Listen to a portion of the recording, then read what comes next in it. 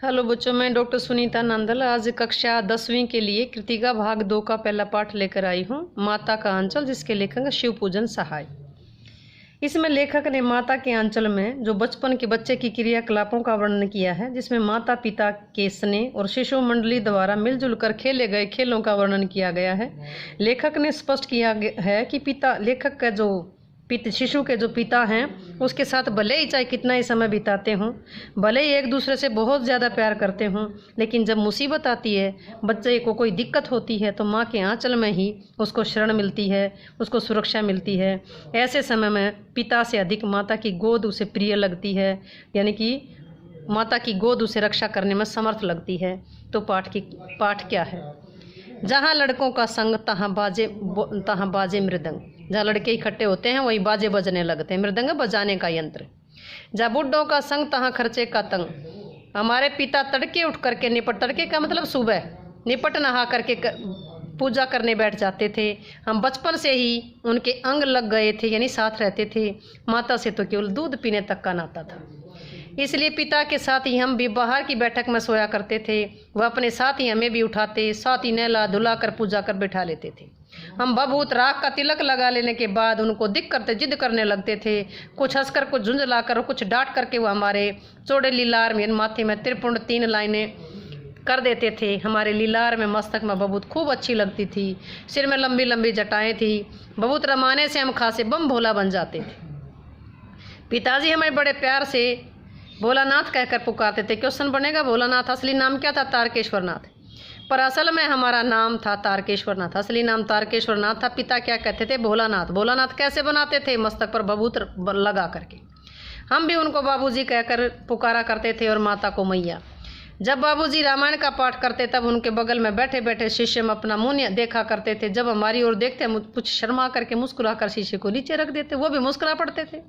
पूजा पाठ कर चुकने के बाद राम राम लिखने लगते। अपनी एक रामनामा बही पर 1000 बार राम नाम लिख कर वह उसे पाठ करने की पोथी के साथ बांध कर रख देते। फिर 500 बार छोटे छोटे टुकड़ों पर राम नाम लिखकर आटे की गोलियों में लपेटते, उन गोलियों को लेकर गंगा जी की ओर चल पड़ते। उस समय भी पिताजी के कंधे पर रहते थे। जब गंगा में एक एक आटे की गोलियां फेंक कर मछलियों को खिलाने लगते, तब भी उनके कंधे पर बैठे बैठे हंसा करते थे। जब मछलियों को चारा देकर घर की ओर लौटने लगते तो बीच रास्ते में झुके पेड़ों की डालों पर हमें बिठाकर झुलाते थे। ये देखिए, ये है पेड़। रास्ते में जब मछलियों को चारा खिला करके आते, ये पिताजी हैं, ये भोलानाथ है, यानी कि तारकेश्वर नाथ है। ये इनको पेड़ की झुकी हुई डाली पर झुला रहे हैं। कभी कभी बाबूजी हमसे कुश्ती भी लड़ते। वह शिथिल होकर हमारे बल को बढ़ावा देते, हम उनको पछाड़ देते। वह उतान यानी कि पीठ के बल पड़ जाते, हम उनकी छाती पर चढ़ जाते थे। जब उनकी लंबी लंबी मूँछें उखाड़ने लगते थे, हंसते हंसते हमारे हाथों को मुच्छों से छुड़ाकर उन्हें चूम लेते थे। फिर जब हमसे खट्टा मीठा चुम्मा मांगते तब बारी बारी अपना बायां दाहिना गाल उनके मुंह की ओर फेर देते थे। बाएं का खट्टा चुम्मा लेकर जब दाहिने का मीठा चुम्मा लेने लगते और अपनी दाढ़ी या मूंछ का हमारे कोमल गालों पर गड़ा देते, हम झुंझलाकर फिर उनकी मूंछें नोचने लगते थे। इस पर वो बनावटी रोना लगते थे और हम अलग खड़े खिलखिला करके हंसने लग जाते थे। उनके साथ हंसते हंसते जब हम घर आते, उनके साथ ही हम भी चौके पर खाने बैठते थे। वह हमें अपने ही हाथ से फूल के कटोरे में गोरस यानी कि दूध और भात चावल सान करके मिला कर खिलाते थे। जब हम खा करके अफर जाते, तृप्त हो जाते, तब मैया थोड़ा और खिलाने के लिए जिद करती।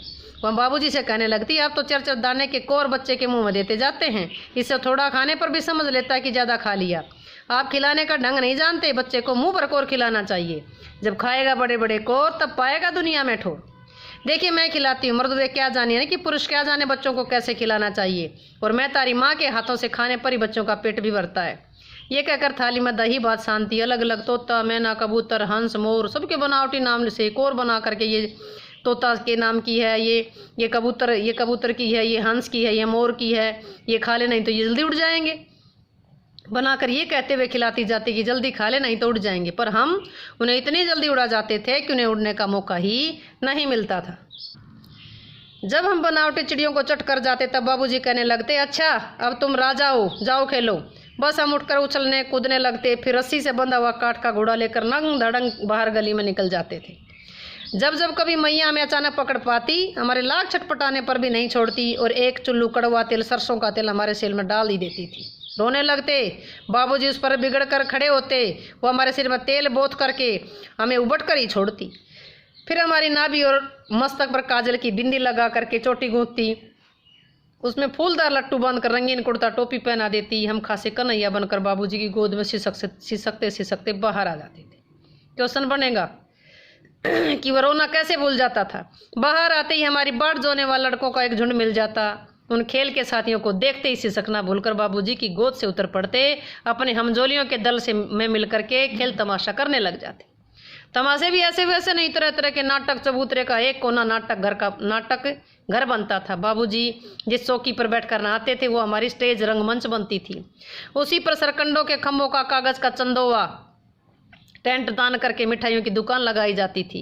उसमें चिलम के खोचे पर कपड़े के थालों में ढेले के जो पत्थर बाटे ढेले के लड्डू, पत्तों की पूरी कचौरी, गीली मिट्टी की जलेबी बना दी, फूटे घड़े के टुकड़ों के बतासे आदि मिठाइयाँ सजाई जाती थी। ठीकरों के बटखरे जस्ते के छोटे छोटे टुकड़ों के पैसे बनते थे। हम ही लोग खरीदने वाले, हम ही लोग दुकानदार। बाबूजी भी 2-4 गोरखपुरी पैसे खरीद लेते थे।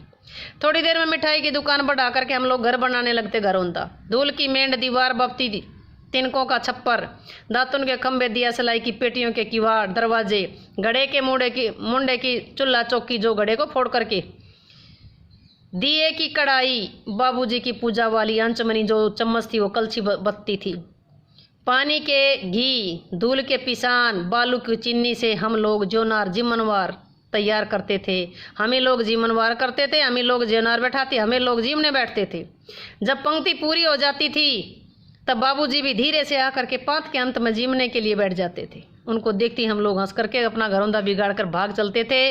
वो भी हंसते हंसते लोटपोट हो जाते और कहने लगते कि फिर कब भोज होगा भोलानाथ। कभी कभी हम लोग बारात का जुलूस निकालेंगे। घर बना लिया, उसके बाद कनस्तर का तंबूरा बजता, टीन काट करके, अमोले जो आम का उगता पौधा घिस करके सीटी शहनाई बजाई जाती, टूटी चूहेदानी की पालकी बनती। हम समधी बनकर बकरे पर चढ़ लेते। चबूतरे के एक कोने से चलकर 12 दूसरे कोने में जाकर दरवाजे लगती। वहाँ काठ की पटरियों पर से घिरे गोबर से लिपे आम और केले की टहनियों से सजाए छोटे आंगन में कुलिये का कलसा रखा जाता, छोटे जो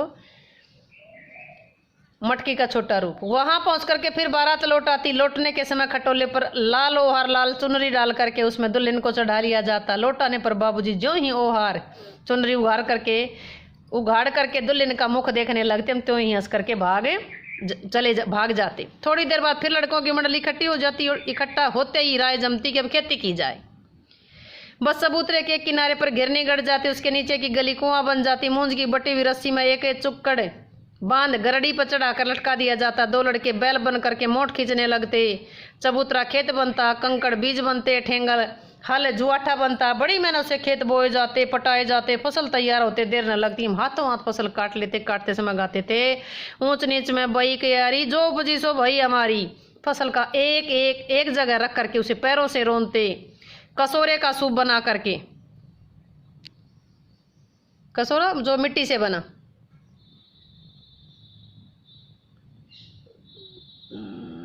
कसोरे का सूप बना करके ओसाते। मिट्टी के दिए के तराजू पर तोलकर राशि तैयार कर देते थे। राशि का मतलब जो भंडार था वो। इसी बीच बाबूजी आकर पूछ बैठते, इस साल की खेती कैसी रही भोलानाथ। बस फिर क्या था, हम लोग जो कहते हो खेत खलियान छोड़ करके हंसते हुए भाग जाते। कैसी मौज की खेती थी। ऐसे ऐसे नाटक हम लोग बार बार खेला करते थे। बटोई जो यात्री भी कुछ देर वहाँ रुक करके हमारे तमाशे देखने लगते थे। जब कभी हम लोग ददरी के मेले में आने जाने वाले आदमियों का झुंड देख पाते तब कूद कूद कर चिल्लाने लगते, चलो भैयो ददरी सातु पिसान की मोटरी। अगर किसी दूल्हे के आगे आगे जाती हुई ओहारदार पालकी, ढकी हुई पालकी देख लेते तब खूब जोर से और भी जोर से चिल्लाने लगते थे। रहरी में रहनी पुरान रहरी, रहरी में या नारार में डोली के कनिया हमार मेहरी। इसी पर एक बार बूढ़े वर ने हम लोगों को बड़ी दूर तक भगाया, ढेलों से मारा, पत्थरों से मारा। उस खसूट खब्बीस को उसकी सूरत आज तक हमें याद है। न जाने किस ससुर ने वैसा जमाई ढूंढ निकाला था। वैसा घोड़ा मुँह आदमी हमने पहले कभी नहीं देखा था। आम की फसल में कभी कभी खूब आंधी आती थी। आंधी के कुछ दूर निकल जाने पर हम लोग बाग की ओर दौड़ पड़ते। वहाँ चुन चुन करके गोले गुप्पे गोपी आम चाबते थे। एक दिन की बात, आंधी आई, पट पड़ गई, यानी कि झड़ गए सारे आम। आकाश काले बादलों से ढक गया, मेघ गरजने लगे, बिजली कौंधने लगी, ठंडी हवा सनसनाने लगी, पेड़ झूमने लगे, जमीन चूमने लगे। हम लोग चिल्ला उठे, 1 पैसा की लाई, बाजार में छितराई, बरखा उधरे बिलाई। मतलब हमारी धारणा थी कि ये सब ऐसा कहने से बारिश रुक जाएगी, लेकिन बरखा न रुकी, न मूसलाधार पानी और भी मूसलाधार पानी होने लगा। हम लोग पेड़ों की धड़ से सट गए, जैसे कुत्ते के कान में अठाई चिचड़ चिपक जाता है, मगर बरखा जमी नहीं, थम गई।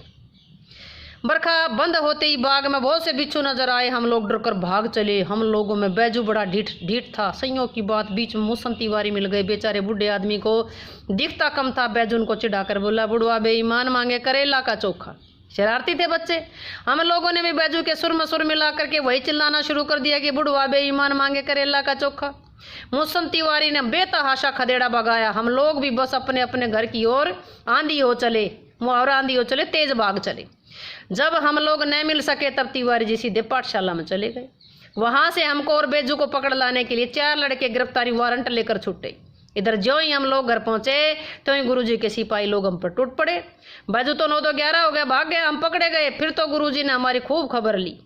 बाबूजी ने बात पता चली, हाल सुना तो दौड़े पाठशाला में आए। गोद में उठाकर हमें पुचकारने फुसलाने लगे, पर हम दुलारने से चुप होने वाले लड़के नहीं थे। रोते रोते उनका कंधा आंसुओं से गीला कर दिया। वो गुरुजी की चिचोरी यानी कि खिदमत करके हमें घर ले चले। रास्ते में फिर हमारे साथी लड़कों का झुंड मिला। वे जोर से नाचते गाते थे। माई पकाई गरर गरर पुआ, हम खाई पुआ, ना खेल जुआ। फिर क्या था, हमारा रोना धोना भूल गया। हम हट करके बाबूजी की गोद से उतर पड़े। लड़कों की मंडली में मिलकर लगे वही तान सुर अलापने। तब तक सब लड़के सामने वाले मकई के खेत में दौड़ पड़े। उसमें चिड़ियों का झुंड चल रहा था। वे दौड़ दौड़ कर उन्हें पकड़ने लगे, पर एक भी हाथ नहीं आई। हम खेत से अलग ही खड़े होकर गा रहे थे, राम जी की चिड़िया, राम जी का खेत, खा लो चिड़िया भर भर पेट। हमसे कुछ दूर बाबूजी और हमारे गांव के कई आदमी खड़े होकर के बच्चों का तमाशा देख रहे थे। यही कहकर हंसते थे कि चिड़िया की जान जाए, लड़कों का खिलौना। सचमुच लड़के और बंदर पराई पीर को नहीं समझते, दूसरे की पीड़ा नहीं समझते। एक टीले पर जाकर हम लोग चूहे के बिल में पानी डालने लगे। नीचे से ऊपर पानी फेंकना था। सब थक गए। तब तक गणेश जी के चूहे की रक्षा के लिए शिव जी का सांप निकल आया। रोते चिल्लाते हम लोग बेतहाशा भाग चले। कोई औंधा गिरा, कोई अंटा चिट गिरा, किसी का सिर फूटा, किसी के दांत टूटे। सभी गिरते पड़ते भागे। हमारी सारी देह लहूलुहान हो गई। पैरों के तलवे कांटों से छलनी हो गए। सुबह एक सुर से दौड़े हुए आए, घर में घुस गए। उस समय बाबूजी बैठक में ओसारे में बैठ करके हुक्का गुड़गुड़ा रहे थे। ओसारे का मतलब बरामदा। उन्होंने हमें बहुत पुकारा, पर उनकी अनसुनी करके हम दौड़ते मैया के पास चले गए। जाकर उसी की गोद में शरण दी। मैया चावल अमनिया रही थी, यानी साफ कर रही थी। हम उसी के आंचल में छिप गए। हमें डर से कांपते देखकर जोर से रो पड़ी। सब काम छोड़ बैठी। बेचैन होकर हमारे भय का कारण पूछने लगी, क्या हुआ। कभी हमें अंग भरकर दबाती, कभी हमारे अंगों को अपने आंचल से पोंछ कर उन्हें चूम लेती। बड़े संकट में पड़ गई कि हुआ क्या। झटपट हल्दी पोंछ करके हमारे घाव पर थोपी गई। घर में कोहराम मच गया। हम केवल धीरे सुर में सो कहते हुए मैया के आंचल में लुके चले जाते थे। सारा शरीर थर थर कांप रहा था। रोंगटे खड़े हो गए थे। हम आँख खोलना चाहते थे पर खुलती नहीं थी। हमारे कांपते हुए होठों को मैया बार बार निहार कर रोती, बड़े लाड़ प्यार से हमें गले लगा लेती थी। इसी समय बाबूजी दौड़े आए। आकर झट हमें मैया की गोद से अपनी गोद में लेने लगे, पर हमने मैया के आंचल की प्रेम और शांति के चंदोवे की छाया नहीं छोड़ी। तो बच्चों, ये था माता का आंचल। पाठ में पहले भी बताया था कि बच्चा जब मुसीबत के किसी के साथ खेले, किसी के साथ रहे, किसी के साथ खाना खाए, लेकिन मुसीबत के समय वो माँ को याद रखता है। माँ के उसके लिए सुरक्षा कवच है। माँ की छाया उसे प्रेम और शांति प्रदान करती है। तो वीडियो अच्छी लगी हो तो लाइक करें, शेयर करें, चैनल को सब्सक्राइब करें।